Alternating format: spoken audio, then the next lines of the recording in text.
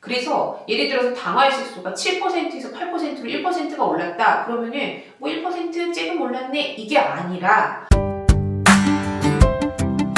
네, 안녕하세요 여러분. 저는 봄날의 민내과 원장 내과 전문의 김봄입니다.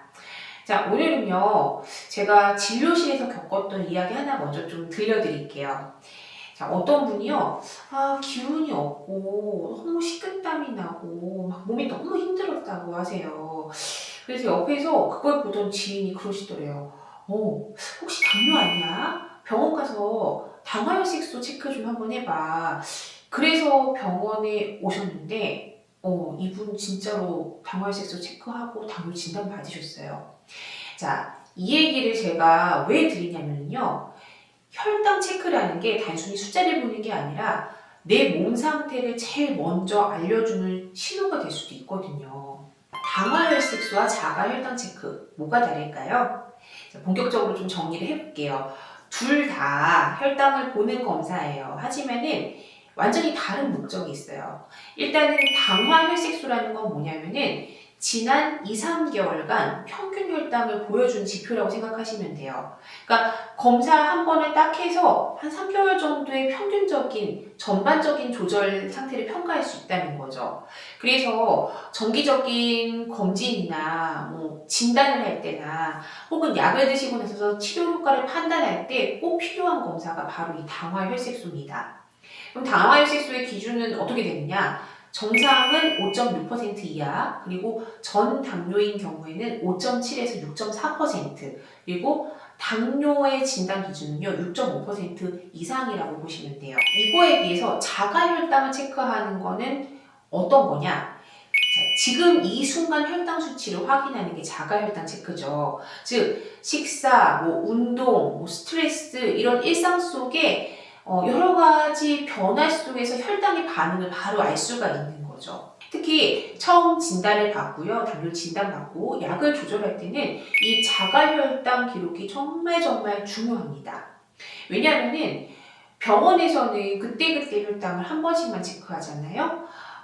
근데 자가혈당은요, 하루하루, 뭐 식전, 식후 이런 혈당이 얼마나 잘 조절이 되고 있는지를 보여주기 때문에 약을 조절하거나 식습관을 바꿀 때 이게 핵심 자료가 된다는 거예요. 그래서 집에서 혈당 체크 잘 하시고 그거를 그냥 잊어버리실 게 아니라 어디다 기록을 잘 하셔서 주치의 선생님께 반드시 보여주셔야 됩니다. 그러면은 당화혈색소라고 하는 게 지난 3개월의 평균을 보여주기 때문에 굉장히 중요하고 정확한 검사다라고 했는데, 이게 왜 3개월의 평균일까? 라는 생각이 좀 드시죠? 궁금하시지 않으세요? 이 당화혈색소, 말 그대로 이 혈액 속의 적혈구를 이제 혈색소라고 하는데, 여기 당이 들러붙은 상태를 말하는 거예요. 자, 우리가 혈당이 높으면은요, 이 피 안에 있는 적혈구에 당이 딱 달라붙어 버려요. 이거를 글라이케이션, 당화라고 합니다.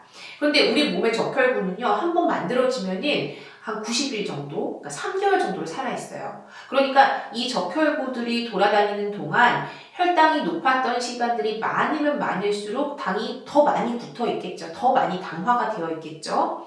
혈당이 잘 조절되면은 덜 당이 붙어 있겠죠. 그래서 이 당화혈색소 수치는 최근 2, 3개월의 평균 혈당을 반영하는 거예요. 예를 들면은요, 혈당이 매일매일 뭐 250, 300 막 이렇게 높았던 분들은 당화혈색소가 막 9% 이상 나오기도 하고, 반대로 혈당 조절이 잘 된 분들은 뭐 6% 초반, 심지어는 5%까지도 나올 수가 있어요.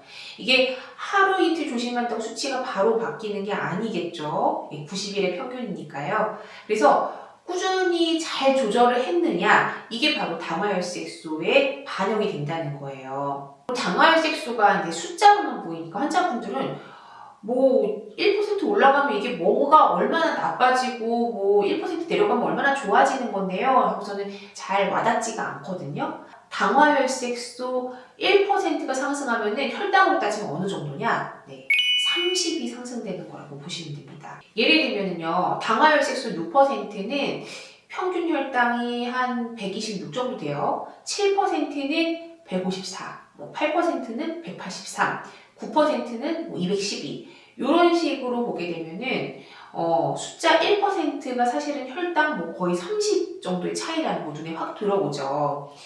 그래서 예를 들어서 당화혈색소가 7%에서 8%로 1%가 올랐다. 그러면은 뭐 1% 조금 올랐네. 이게 아니라 평균 혈당이 엄청나게 올랐다는 뜻이 되는 거예요. 그럼 당연히 이 정도로 많이 오르면 혈관 손상이나 합병증 위험도 커질 수밖에 없기 때문에 꼭 조절이 필요하다는 겁니다. 그럼 자가혈당 체크는 언제 어떻게 하는 게 좋냐? 공복에 한번 하시면 좋고요. 식후 2시간 있다가 한번 하시면 좋아요. 이거를 뭐 매번 하시면 좋겠지만은 사실 그렇게 하기에는 너무나 어떻게 보면 귀찮기도 하고 손도 너무 아프잖아요. 그렇기 때문에 그냥 하루에 한두 번씩만 꾸준히 체크하셔도 전반적인 흐름은 얼마든지 알 수가 있습니다. 그리고 항상 말씀드리는 거, 꼭 기록을 해서 병원에 가져오셔야 돼요. 그래서 저를 보여주셔야 됩니다. 당화혈색소는요, 말씀드린 것처럼 3개월의 평균이기 때문에 요즘 당이 잘 오르내리는지 식후에 얼마나 뜨는지 이거를 정확하게 다 반영하지 못해요. 그래서 자가혈당 기록이 있어야지 의사가 진짜 필요한 약을 정확하게 좀 덜 과하게 처방을 할 수가 있습니다. 혈당 체크, 뭐 이거 맨날 숫자가 나와가지고 뭐 숫자 흐름 아닌가요? 라고 생각하실 수 있는데 절대 아니에요. 내 몸이 보내는 메시지를 읽는 방법이라고 생각하시면 됩니다.